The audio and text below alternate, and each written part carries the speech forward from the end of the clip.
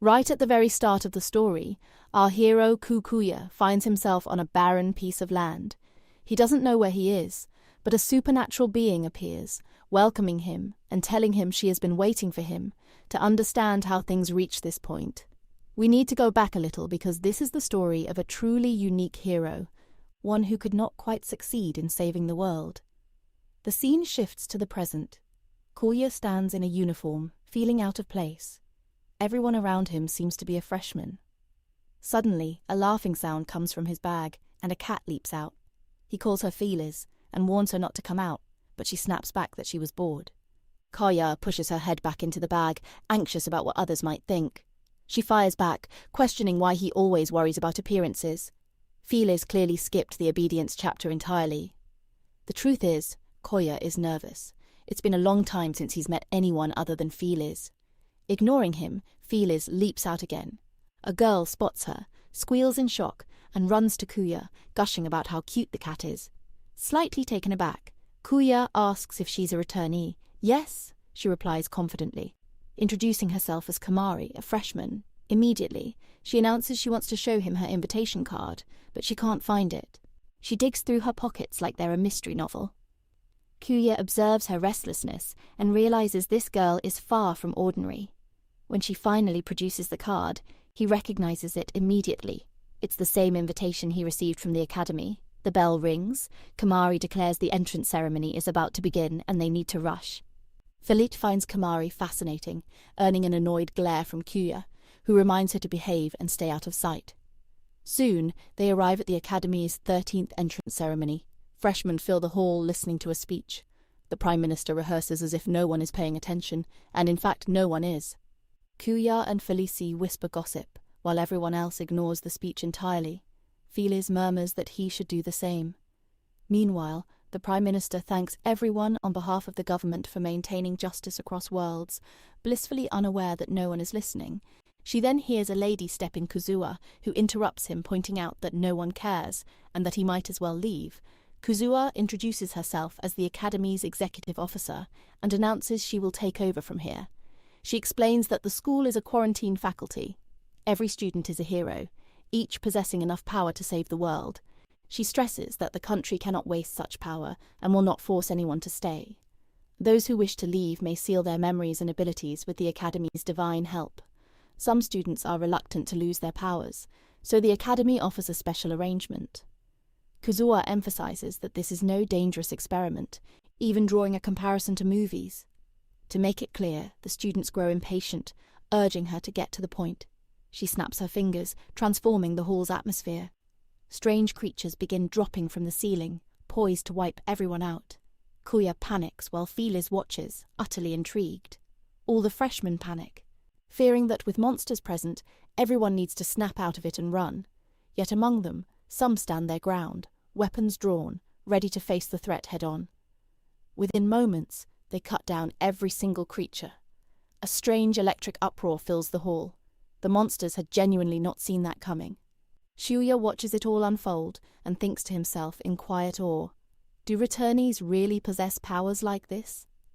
Just then, Kuzua steps down from the stage and remarks that this year's freshmen are quite energetic. When asked if she is testing them, she simply replies, no. She merely gave them some toys to play with.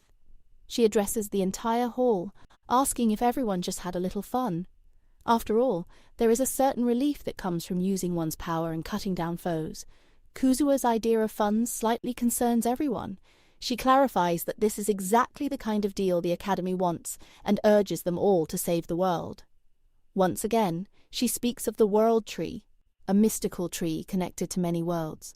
She explains that in the past, a demon lord destroyed many of these worlds, but over time, with divine power, the demon lord was sealed away along with her own world. She is known as the Lost Demon Lord of the Lost World. A ripple of fear spreads through the freshmen. Kuzua explains that it is now their responsibility to end such dark forces. She then informs them that their abilities will now be measured. Kuzua pulls out a slip with names and reads them aloud. When Koya's name comes up, he freezes, wondering why he of all people is being called. Felis laughs longer than necessary. She instructs everyone on the list to follow her while the rest listen to the staff. Phyllis continues laughing and demands to know what exactly he has done to end up there. Kuya sinks deep into his own thoughts. She gathers all 13 selected students in Hall B and addresses them directly. They need no test and are free to return to their quarters. The announcement stuns everyone. One student demands clarification. Kuzua holds out her wrist, revealing a mark, and states that it is proof from the divine powers of saving the world. None of them have the mark because they were not reported as clearer. 13 students suddenly avoid eye contact. They either were deported or could not complete their battles. Whatever the case, they have all failed. She taunts them, branding them dropout heroes sitting at the very bottom. Some erupt in fury. She wishes them good luck and turns to leave. Just then, a voice calls out from behind. Hurling an insult, she turns and addresses him by name, Kishima Takeru. She notes the anger in him and tells him it would have been better to use that anger against the Demon Lord's forces. This only fuels Takeru further. He lunges at her to attack. Felicity rushes in to stop him, but he shoves her back and she stumbles. Kuya steps in just in time to catch her. Takeru rounds on Kuya and demands to know if he wants to get involved. Kuya calmly states that violence is not a good thing. Takeru snaps at him to shut up, which rattles Kuya. Takeru turns back to Kuzua and declares that he had been sent to a Stage 5 world and was on the verge of clearing it quickly. He claims that no one is stronger than him. Flames burst from his hands. He proclaims that he can turn every single person in the room to ash. Nobody applauds. Kaya breaks into a cold sweat as he witnesses hellfire magic with his own eyes. Kuzua stands unbothered, completely calm, as if all of this is routine. This attitude only ignites Takeru further. Just as he is about to attack, his power suddenly gets sealed. Even he cannot understand what happened. A girl appears behind him, moving swiftly with a sword in hand, circling him with sharp precision. Rei clearly has done this before. She places the blade directly at his throat and informs him that he has committed a rule violation, which will result in a point deduction. Kuzua tells Rei that she has not yet formed their groups, so she should hold off on the deduction. For now, Rei reins in her temper. Kuzua tells everyone that they can see for themselves what their abilities are worth. Excuses are meaningless because none of them manage to qualify as saviors. She dismisses them to their quarters. Her words land heavily on everyone, and Kuya thinks to himself that Kuzua is right. Later, Kuzua praises Rai for her dramatic entry, confiding that she finds it better to handle students like these with force. Rai accepts the praise without visible modesty. She mentions that Takeru's magic circle already seemed hollow to her. Kuzua explains that Takeru's firepower has been neatly erased, though it is unknown by whom. Rai grows concerned, pointing out that no student has ever had this kind of interference before. She receives the answer that stronger students are always welcome here, and as long as they are on the academy's side, everything is fine. As evening falls, Kiowa arrives at his quarters, room 107. The atmosphere feels pleasant compared to other heroes. This is an entirely different world, yet somehow still feels like home. Feelers immediately claims the best spot. She leaps out of the bag and announces that she finds this academy very interesting. The two begin talking it all over. She points out that by now, both executive members must have noticed that it was Kaoya who neutralized Takeru's magic circle.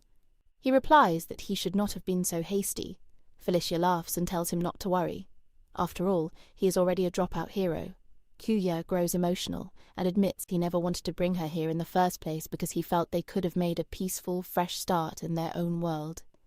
She begins mimicking him, imitating the way he normally talks. She is disturbingly accurate. She tells him that she knows Kuya will always protect her. He shyly admits that yes, he will. Delighted. She tells him that today, Kuya has finally given a manly answer. As he bashfully turns his face away, she shifts into her true form and draws close to his ear. She comes so close to him in her complete human form that she makes him nervous.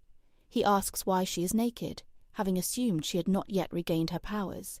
She explains that even with the smallest amount of power restored, she can shapeshift, but for now she will not be able to use magic for a while. Slipping into a playful mood, she teases him, asking why he is acting so bold since he has always carried her body around. Kuya's face answers before he can. He shyly clarifies that he only did that when she was in her cat form. She continues to tease him while he hands her some clothes to cover herself. Standing by the window, she tells him that she is truly grateful, because in her own world, she was on the verge of fading away forever. Now she is seeing a new day, and that is all thanks to him. She turns to him teasingly, asking what he is thinking. Does he really believe she's following him around? After all, she is the one people call the Lost Demon Lord. If she did not like Kuya, she would have finished him off long ago. Kuya wisely chooses not to argue. She laughs and says that all of this reminds her of their past together. It reminds her of the day they first met, when Kuya was lying on the ground in that world. He begins to recall how those 3 years in this world were equal to 0 years in that other world. That was when he first encountered the Lost Demon Lord. He almost defeated her and was on the verge of finishing it, and she was looking straight into his eyes. All of this pulls him deep into the memories of the past, back to the very first time he was transferred from his real world into another. The Demon Lord welcomes him, and there he stands, nervous with only one thought consuming him. Who exactly is she, and what is this place? The Demon Lord draws close and asks if she has truly left him this confused. Kuya's face confirms that she has. She extends her hand and helps him up, suggesting that they walk and take in this world. There is much to talk about gathering himself. Kuya asks her who she is. She gives him a long introduction and then instructs him to simply call her Felite. He asks if this is a different world, and she tells him that he has figured it out quickly. This world is unlike any other and is known as the Lost World.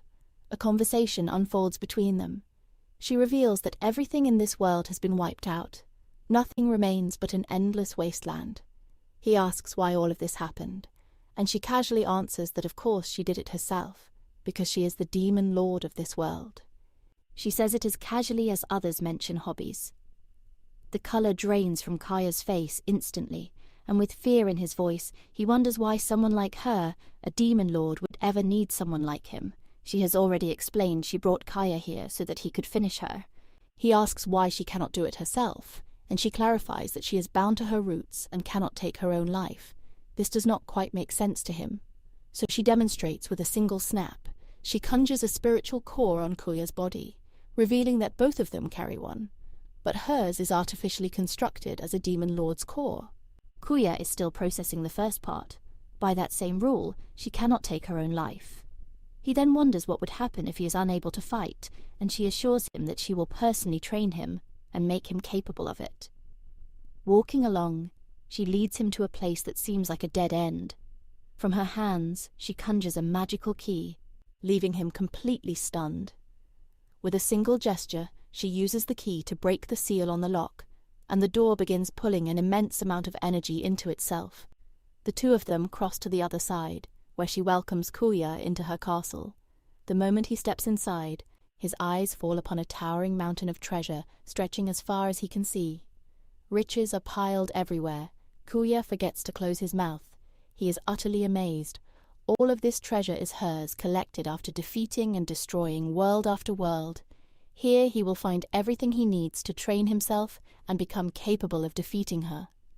She grows impatient and starts picking up different items one by one with excitement. Meanwhile, he wanders around absorbing the scale of it all. Suddenly, his eyes land on a perfectly plain and simple sword. It feels so ordinary that it should not belong among all this treasure. Just as he reaches out to pick it up, Felis's warning voice cuts through the air, stopping him. That sword had been waiting to ruin someone. It is an ancient branch of darkness, a living sword. She has wielded it only 3 times in her entire life. She makes it clear that at Kaya's current level, this sword could finish him the moment he touches it. Then she laughs, telling him to relax. Within 300 years, he will be capable enough to hold it. This blows his mind. She explains that in this world, 1 year equals 10, 0 years, and launches into a long lecture that goes completely over Kuya's head. She grows slightly emotional, saying that she does not have much time left, leaving him feeling down, changing the subject. She notes that he must be tired, so she has arranged a welcome party for him. He realizes that this is how he arrived in this world. It feels like the training could be dangerous because he has no idea what it will put him through or whether he will survive. His first tasks include walking along a white line without losing his balance, eating with his non-dominant hand, and catching sharp objects without injury. According to Feelers, humans cannot fully move their bodies as they truly want, but she will make sure Kuya learns all of this properly. After 50 years of training, he can move his body exactly as he imagines, and with that comes a surge of power. By 100 years, he has gained considerable strength, but he still needs complete control over his body. 1,000 years later, he trains in magic with Feelers' help. It proves incredibly difficult, and it takes him 10 years to master. After 30 years, he is capable enough that combining physical strength and magic, he defeats the demons Feelers creates with ease. Alongside his training, he realizes that in this world, he is Feelers' only source of company. Nothing else exists for her beyond talking to him. Whenever he finishes his training for the day, Feelers comes to him with delight, asking about his favorite tales. He tells her which story he will share, and she lights up with excitement. He notices that Feelers has grown fond of his daily routine. She listens to his stories with great joy. A demon lord genuinely hooked on small talk. Her absolute favourite is the black cat Kaya keeps at home. He tells her tales of that cat beautifully, which she loves. One day he mentions that the cat is a precious family member, and Feelers finds this deeply touching. Suddenly he realizes that she is just like his cat. This completely flusters her. Her face flushes red, and with a trembling voice she asks what he means, whether she is family to him or if he simply finds her cute. This catches Kaya off her guard, and he quickly says it is nothing like that. Both turn their faces away from each other. Kyuya's eyes fall on some dead remains in the corner. As he looks, the memories Felix shared flood back. How she had killed men, beasts, demons, and everything that once lived. The corner silently tells a story, yet the woman before him now seems like nothing more than an ordinary girl, summoning a bit of courage. He questions why she destroyed all those worlds. She grows slightly nervous, explaining that she was created for this purpose, to become the demon lord and bring worlds to an end. The version of her speaking to Kuya now is a glitch that appeared after her job was done. By the time she gained consciousness, everything had already been destroyed. Kuya is stunned. Was there truly no fault of Felika's in all this? She asks if that is really what he thinks, and whether the demon lord who ended worlds seems innocent. Kuya's silence answers more than he wants. He slams his hand on the table and stands, questioning whether what she said about dying is simply a way to free herself from her sins. She laughs, challenging whether he thinks so highly of her. Taking a drink, she adds that the pain or happiness of others is irrelevant, but Kuya shyly insists that she is lying. She grows slightly nervous, sets her drink down, and laughs, noting that in her eyes, Kuya is far too kind. She cannot say if she is lying or telling the truth, but what matters is that she is tired of this never-ending imprisonment. This leaves Kaya even more troubled as she walks away to rest before training. He begins to think he does not know how long Felis has lived in this wasteland, but another thought solidifies. If he succeeds in freeing her from this fate, perhaps she could live the life of a normal girl, the kind of life he told her about in stories. He imagines beautiful moments with her. If only there were a way to avoid having to kill her, or a turn of events where they could simply begin a life together. After 30 years, the day finally arrives when he and Felis must face each other. He is truly not ready. She suggests they walk and talk a little. She reveals that what Kuya has not yet noticed is that Felis has not been freed from her roots. Her soul remains bound. This temporary body will not last much longer. When she swallows her destructive drive again, she will be capable of bringing destruction to worlds once more with Kuya included. The timing of this revelation is deeply unhelpful. He wonders what happens if he does not mind any of it. She laughs, calling him kind, but insists she will not allow that. To save the world, he must use his training and finish her. She then asks if Kuya has perhaps developed feelings for her. He tightens his grip and questions what would happen if he admits he has. She pauses for a few moments, then calls him by name. She reflects that across these 30 years, she has had a truly wonderful and joyful time. She clarifies that she summoned him here randomly through a summoning spell, and he came for one purpose only, to train and to finish her. She grows emotional. expressing gratitude and relief that Kuya will be the one to finish her. He wishes she had chosen different words. These words pierce straight through his heart. He draws his sword, and Phyllis welcomes it, gathering every last bit of her remaining strength. She calls out to him to come forward and end it. She rises high into the sky, activating her destructive drive, and invites him to come and finish her. Looking into her eyes, Huya realizes these are the eyes of the real demon lord, the one bound by the destructive impulse. She launches relentless, ferocious attacks, and taking blow after blow, he finds himself thinking that the Phyllis he knew is not her. Using the magic she taught him, he does his best to defend himself, landing a few blows in return. 0 years of training suddenly feels insufficient.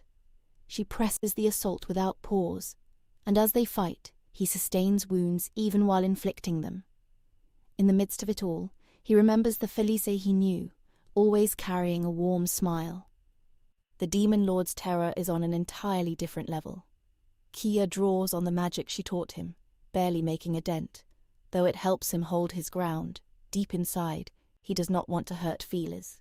Every lesson she taught him, offensive magic, defensive magic, every single skill was intended for one purpose, that he would ultimately use this power to finish her. Yet now, a new feeling awakens within him. He cannot bear to let Phyllis die. She gave him something in this world he never had before, a reason to fight for more than duty. Amid the chaos, he calls out to the Demon Lord, explaining that all this time he has been giving, following her instructions, and that these 30 years were preparation for this moment. But now he pleads with her to listen to him. Phyllis channels all her magic and surges toward him with full force, and he charges forward with his sword. His attack lands with massive impact, shaking the ground beneath them. He stands over the Demon Lord on the verge of finishing it all, as she urges him to go ahead and kill her so he can return to his world. Coming back to her senses, Phyllis surfaces, apologizing for dragging him into this. The sword slips from Kuya's hand. He reassures her there is no need for apologies. He tells her that if she is truly sorry, she should keep herself alive. These words sink deep into Phyllis's heart. Yet, she challenges him. Does he really want someone who crushed 3 worlds to continue living? Kuya argues that perhaps none of this was her fault, that there must be another way. He is now defying his entire purpose. She counters that if that were true, she would have already freed herself with the living sword. The mention of it sparks something in Kaya, rising to his feet. He declares that it may be impossible, but not for Phyllis alone. She is stunned, uncertain what he intends. Using magic, he conjures a portal. He vows to free Phyllis's roots from the chains that bind her and separate the Demon Lord from her soul. She pleads with him not to, warning that failure would cost his own life. With a confident smile, he declares he already defeated someone like Phyllis. His confidence ignores his wounds. She warns that in this world, anyone cooperating with the Demon Lord must be given half a world in return, and that is precisely what Kuya chooses to take upon himself, half of Phyllis's past, future, and all of her sins.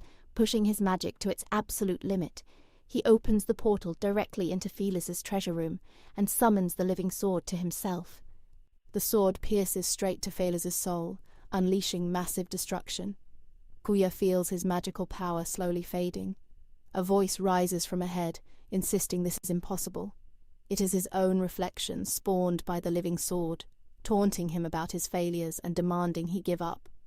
But Kuya refuses to let it sway him. Pointing at the reflection, he vows that this time he will not give up on Felici. Not for a single moment. He plants his feet firmly, calling it by the sword's name.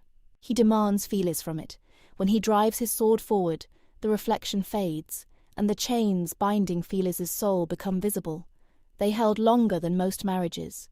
With one powerful strike, he cuts through them, seeing Phyllis unconscious. He tells her she has suffered enough, and he will take her from here. He strikes another blow, unleashing a blinding light, perhaps from recklessness. The impact also takes a toll on him.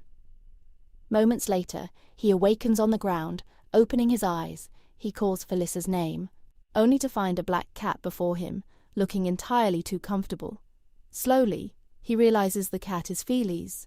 She laughs, speaking like herself, asking if she looks cute. He questions why she is in this form, and she answers that the living sword scattered her powers into tiny pieces, preventing her from returning to human form. That is why she feels lighter and freer. He asks if he truly succeeded. She admits not completely, noting that her intervention at the end prevented both from vanishing from the world entirely. He apologizes for his recklessness.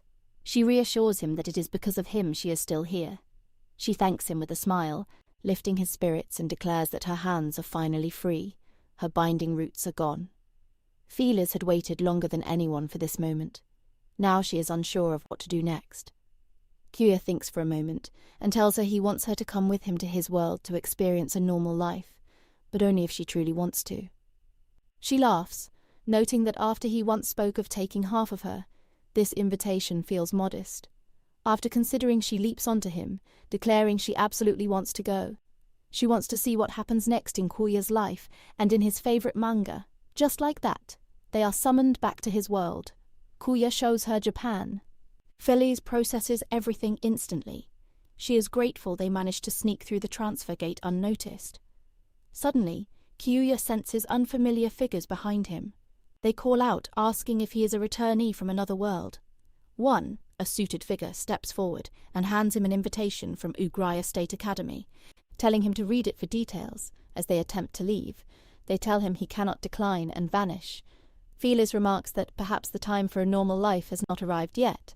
Now lying in his quarters, Kuya talks to Feliz, lamenting that none of this should have happened this way, and apologizes for not giving her a normal life. Feliz looks unbothered, slightly entertained, and says, "This is far more thrilling than a normal life." She asks what he plans to do. He questions what she means. She mentions the power she taught him, the one he has already surpassed her in. He replies that he has no interest in it, even if he wanted to, because they both know the consequences. Turning to the other side of his bed, he adds that standing out might reveal too much and that he has already done far too much for what lies ahead. Feliz reminds him that power has no inherent right or wrong, only how it is used matters. She offers him confidence, which he takes lightly. Meanwhile, outside the academy, the goddess who calls herself Lala eagerly awaits the incoming students, unable to contain her excitement. The first night at Ugya Academy comes to an end. Kuya walks through the corridor on his way to class, thinking that he has no idea what kind of experience awaits him. Keeping a demon lord by his side is already a problem in itself. He pulls out a book and flips through it rapidly, while Feliz lets out cat-like sounds from inside his bag. When she pokes her head out, he explains that it's actually a strategy book for school called Secret of Communication. Feliz finds it absolutely terrible. She has very strong opinions about self-help books. He tells her he needs to make friends to blend in with the people around him. After 30 years of only talking to Felita, he needs to refresh his communication skills. This irritates her, and she questions whether talking to her all this time felt strange. He explains that in that world, Feliz never missed a single chance to bother him. She would even force him to drink, and the moment he healed, she immediately sent a new sorcerer after him. Feliz goes quiet at that. While he grows slightly annoyed, he then notes that he has reached the glass gate, so Feliz will have to communicate through telepathy.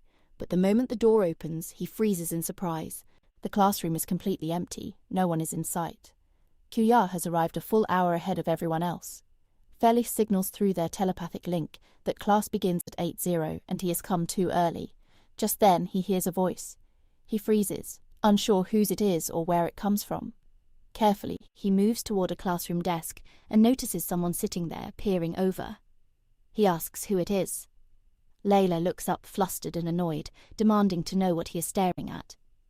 Koya wonders if she might be a lost child, which only angers her further. She snaps that she is not a child, introducing herself as Lala, and warns him not to mistake her for one. Kia realizes he made the mistake with too much confidence. Seeing her so riled up, he apologizes and asks her identity. She proclaims that she is the divine lady of the academy, the most important being in this place. Kyuya is stunned. Though he also worries about being exposed, Layla senses his doubt and offers to prove it with a display of power. She raises one finger and flaps her other hands like wings, but she cannot fly and ends up sitting back down on the desk. The demonstration needs much more preparation, she excuses, asking for a moment to catch her breath. Meanwhile, Kuya checks with Phyllis through telepathy, and Phyllis confirms that she is indeed a divine lady, though her powers are somewhat limited. Scratching his head, Kuya admits he has never seen a divine lady like this before, which surprises Lala. Phyllis quickly scolds him telepathically, warning him not to be foolish. Since divine ladies usually summon heroes, he must act carefully. Kuya adjusts his words, explaining that he meant he has never seen a divine lady as talented and impressive as Lala. Lala eyes him suspiciously, filing the compliment under unlikely. She steps closer and observes that she suspects Kaya is hiding something in his bag. He freezes, unsure how to respond. Felicia also pauses, and Kuya quickly instructs her to behave like an ordinary cat. After a brief struggle, Lala opens the bag and discovers Phyllis, who immediately plays the part of a normal cat flawlessly. Layla is delighted and hugs her tightly, scolding Kaya for not mentioning she was with him. Phyllis endures the hug without resistance, and Kaya feels that things are somewhat back under control. A little later, the classroom fills with students, their serious expressions making Kuya think that perhaps the executive officer's speech left an impression. He inquires whether Lala herself is the teacher, as no one else has arrived. She compliments his instincts but corrects him, explaining that she is not the teacher. He begins to wonder who the teacher might be. Just then, Kuzuha enters, greeting everyone with a bright good morning. The entire class, including Kuya, freezes. One student mutters that he did not expect someone who seemed like a fellow student to be the instructor. Kuzuha confirms their suspicion, noting that most expected a regular teacher to explain things. She explains that all students here are former heroes, each carrying certain powers, making a regular adult teacher unsuitable. Silence falls again as she continues. She has not been keen on this role either since she does not know them well. So, she prepared a special plan. As a starter, she produces a small gift, and when she snaps her fingers, the room fills with a strange, magical energy. The gift comes with survival conditions. Kuzuha adds that as a senior, she will offer advice. They must take care of their lives. The students regain their senses to find themselves lying on the ground in an entirely new world with a sky that looks stitched together. Phyllis signals from the bag that Kuzuha used advanced spatial magic to create such a vast space. Kuya is still processing Kuzuha's plan when he hears a classmate scream and the ground trembles under the footsteps of massive monsters. Kuzuha informs them that these are her pets and predicts that the students will defeat them with ease just as they did yesterday. Kuya studies himself, a dangerous smile on his face, ready to face the creatures head-on. The monsters do not account for his confidence, but the truly staggering fact is that these are no ordinary pets. They are monsters. Kuzuha advises that the only way to survive is to avoid dying. Deep down, Kuya thinks he suspected from the start that Kuzuha had no intention of teaching in a normal way. Phyllis signals to him to take care, and he draws his sword, ready to fight. It has been a while since his last battle, so he treats this as a warm-up.